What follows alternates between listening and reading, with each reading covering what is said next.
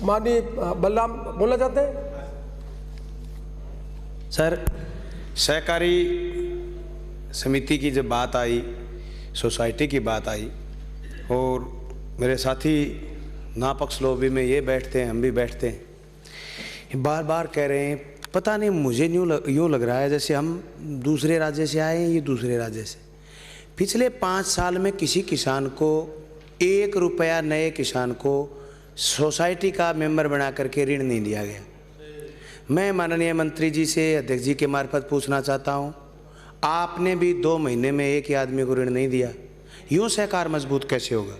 दूसरी बात, जो किसान जिनकी भूमि की जोत दादा के नाम या परदादा के नाम है, अभी सोसाइटी का मेंबर वो ही है।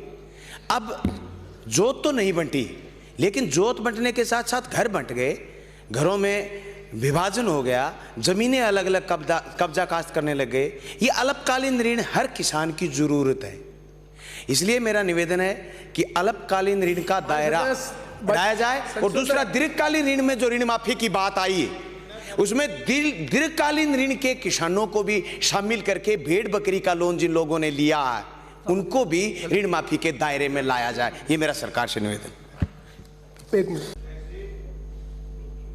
ये संशोधन बिल जो पेश किया है, हम साथ हैं और सारा सदन साथ है।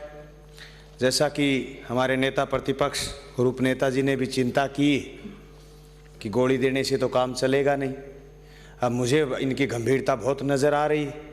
ये बड़े गंभीर होकर के केंद्र सरकार से अगर संशोधन संविधान में नया करवा दें तो देख लेना धारीवाल जी, बिल्कुल करवाएंगे, ये मेरी उम्मीद है। क्योंकि बार बार जिस तरीके से लोकसभा चुनाव की चिंता कर रहे हैं, तो ये बनता भी है।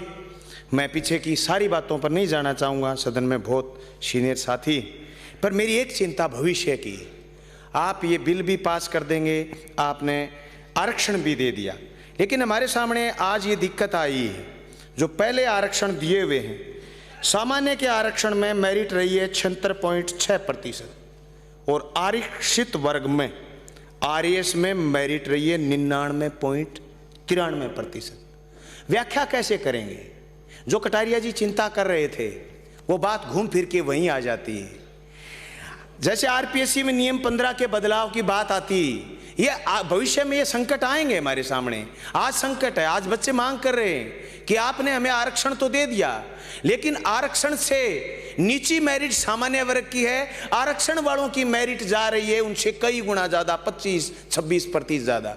इसलिए मेरा सरकार से निवेदन है कि आरक्षण भी दें और गुर्जर को और सारे समाज को जो पिछड़े हैं उनको आर्थिक आधार पर जैसे संशोधन किया है, वैसे केंद्र से भी सारा राजस्थान के 200 लोग मिलकर के सरकार से उम्मीद करें कि राजस्थान प्रदेश में खून खराबा ना हो, और जो 72 लोगों की कुर्बानी हुई उनको सच्ची श्रद्धांजलि भी ये होगी कि हम 200 लोग केंद्र सरकार पर ये दबाव बनाएं, और उसके साथ साथ आने वाले वक्त में आरक्षण की सही व्याख्या भी हो। धन्यवाद। शकुंतला रावत।